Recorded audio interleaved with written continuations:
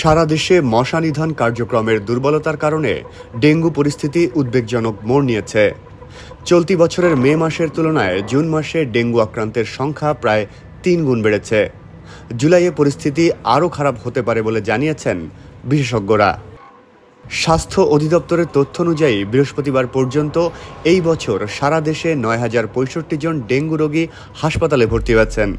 এর মধ্যে জুন মাসে এ পর্যন্ত ভর্তি হয়েছেন ৪,৭২০ জন, যা মে মাসে ছিল মাত্র ১,৭৭৩ জন। জানুয়ারিতে ১,১৬১ জন, ফেব্রুয়ারিতে ৩৭৪, মার্চে ৩৩৬ এবং এপ্রিলে ৭০১ জন হাসপাতালে ভর্তি হন।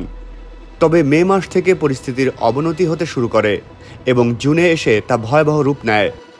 আশঙ্কার বিষয় হলো ঢাকার বাইরের জেলাগুলোতে, বিশেষ করে বরগুনায় ডেঙ্গুর প্রকোপ অনেক বেশি। বিশেষজ্ঞরা সতর্ক করে বলছেন, এডিস মশার বিস্তার এখনই নিয়ন্ত্রণ করা না গেলে পরিস্থিতি নাগালের বাইরে চলে যেতে পারে।